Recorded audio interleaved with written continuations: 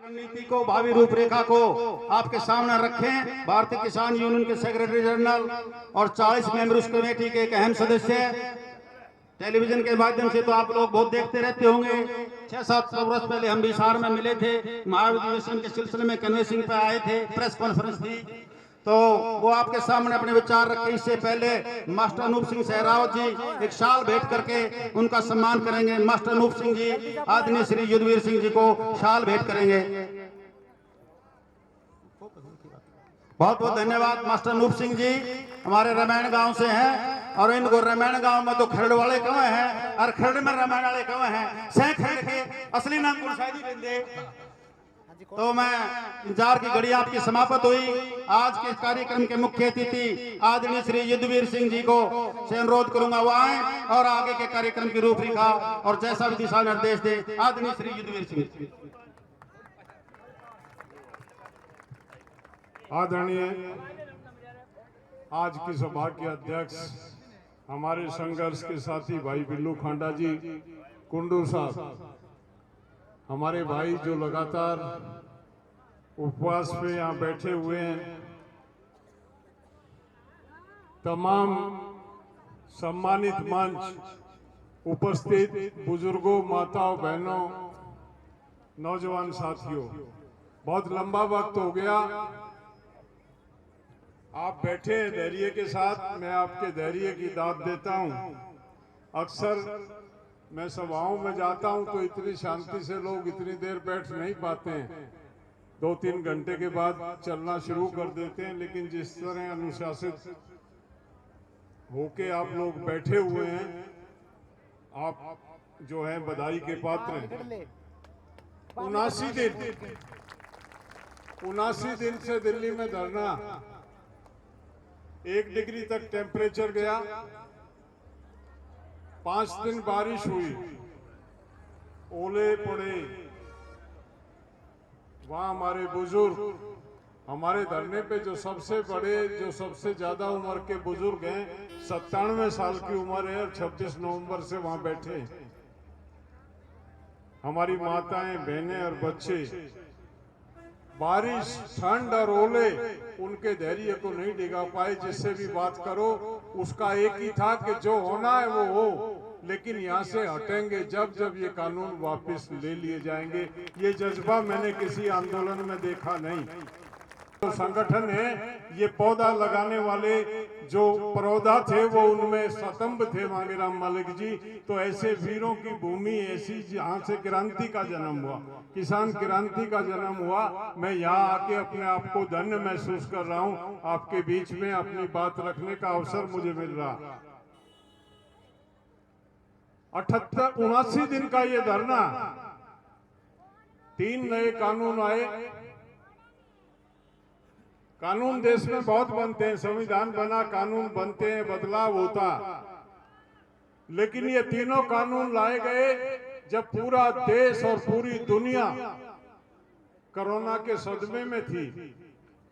भारत सरकार ने इसको उचित मौका समझा कि आंदोलन नहीं हो सकता, लोग कोरोना से डरे हुए हैं, डर की वजह से बाहर नहीं निकलेंगे।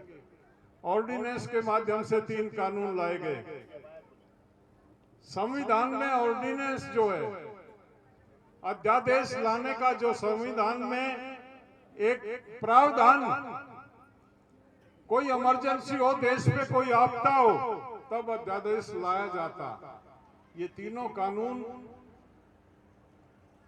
अगर ये कुछ दिन बाद लाए जाते तो कोई देश का नुकसान होने वाला नहीं था, लेकिन सरकार का डर था ये कोरोना से अगर देश निकल गया तो इन कानूनों का विरोध होगा। 5 जून को ये कानून अध्यादेश के माध्यम से लाए गए और 21 सितंबर को संसद चली। संसद में जब कोई कानून आता है तो सबसे पहले उसको स्टैंडिंग कमेटी होती है संसद में, संसदीय स्थायी समिति में उसको भेजा जाता। उसका एक चेयरमैन होता है और सभी दलों के मेंबर उसके सदस्य होते हैं। वो उस कानून पे चर्चा करते हैं कि इस कानून में कोई कमी तो नहीं। वो कमेटी जन सुनवाई करती है।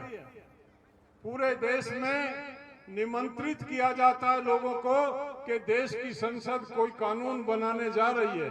अगर कोई भी व्यक्ति इन कानूनों को लेके कोई सुझाव देना चाहे तो वो अपने सुझाव दे सकता। ये प्रक्रिया है संसद में, उस प्रक्रिया को अपनाया नहीं गया। इस कानून को संसदीय समिति में दिया ही नहीं गया। इन कानूनों को सीधा संसद के पटल पे रख के और अफरा तफरी में पास कराया गया।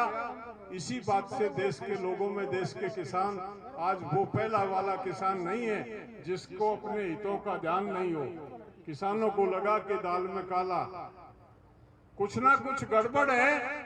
इतनी अफरा तफरी में बिना लोकतांत्रिक प्रक्रिया को अपनाए ये कानून पास किए जा रहे हैं, इनमें जरूर कुछ गड़बड़।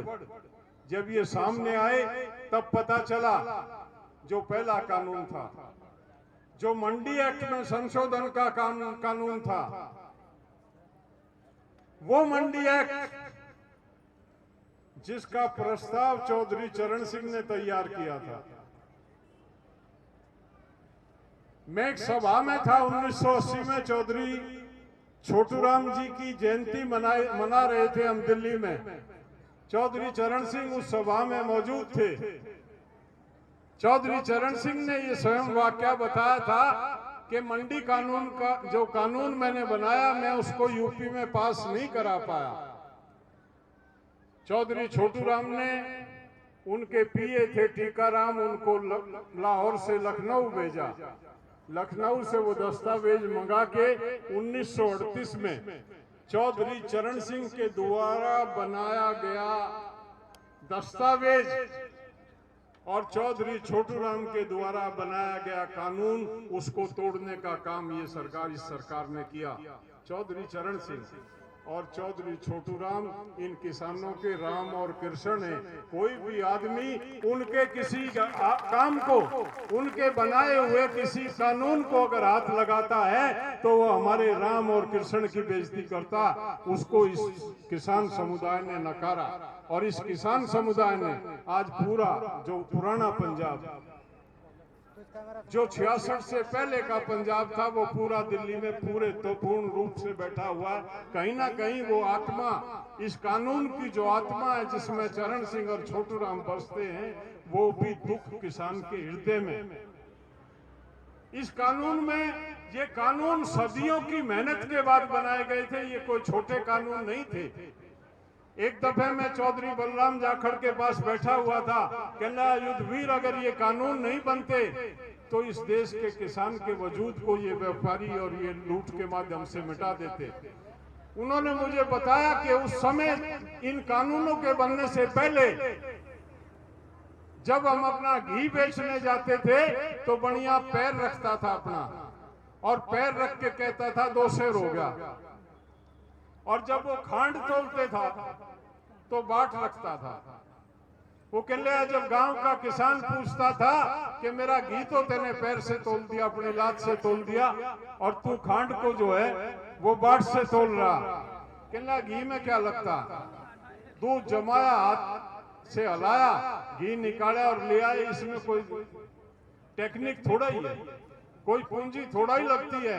ये खांड बड़े बड़े कारखानों से बनती है, ये बाट से तोलने की चीज है और ये घी लात से तोलने की चीज है। ये शोषण था किसान का। इस शोषण को मिटाने के लिए ये कानून बने थे, पक्के बाट बनाए गए थे, मंडी को व्यवस्थित किया गया था, मंडी को सरकार के कंट्रोल में लाया गया था। वो शोषण जिसकी आप कल्पना नहीं कर सकते, जिसको आप नहीं सोच सकते, उस शोषण को मिटाने के लिए उस समय के हमारे उन महान नेताओं ने काम किया था।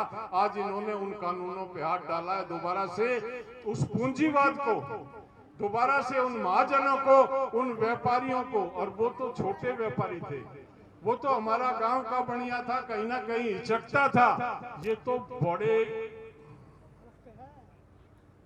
इनकी संज्ञा, इनका आप अंदाजा नहीं लगा सकते।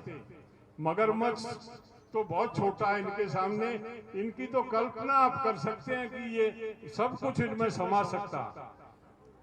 ऐसे लोगों को ये सौंपने जा रहे हैं। तीनों कानून जो है कृषि व्यवसाय से जुड़े हुए लोगों को सौंपने का एक दूसरे की कड़ी सीक्वेंस। मंडी में कह रहे हैं, प्रधानमंत्री कह रहा है कि मंडी में क्या फर्क पड़ेगा, हम मंडी को खत्म नहीं करना चाह रहे। कृषि मंत्री ने परसों कहा कि इसमें काला क्या है वो बता दो।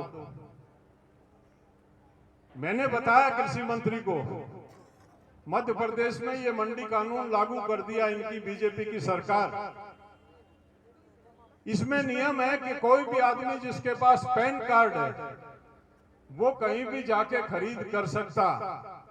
मध्य प्रदेश में एक व्यापारी गया अभी धान के सीजन पे, उसने मंडी से 200 रुपए ज्यादा भाव रखा और खरीद शुरू की। हर आदमी चाहता है कि 2 पैसे ज्यादा में उसका सामान बिके। उसने वहां खरीद की, लोगों से खरीदता रहा। ये बहरूपी और जो ठग होते हैं ये बड़ी दुकान जमाते हैं, पूरा ताम जाम जमा के उसने बड़ा गोदाम लिए, किराए पे दफ्तर लिया और सारा सामान जमाया। धान खरीदा, धान खरीद के पेमेंट की डेट आने से पहले किराए की बिल्डिंग और किराए का फर्नीचर था, रात को फरार हो गया। 213 करोड़ रुपए। हरदा जिला मध्य प्रदेश का, उसके किसानों के लेके एक व्यापारी भाग गया। ये होगा इस कानून के माध्यम से। कोई भी आपके यहाँ आएगा, दुकान लगाएगा, मंडी में गेहूं 1500 है, आपको 1700 रुपए का झांसा देगा।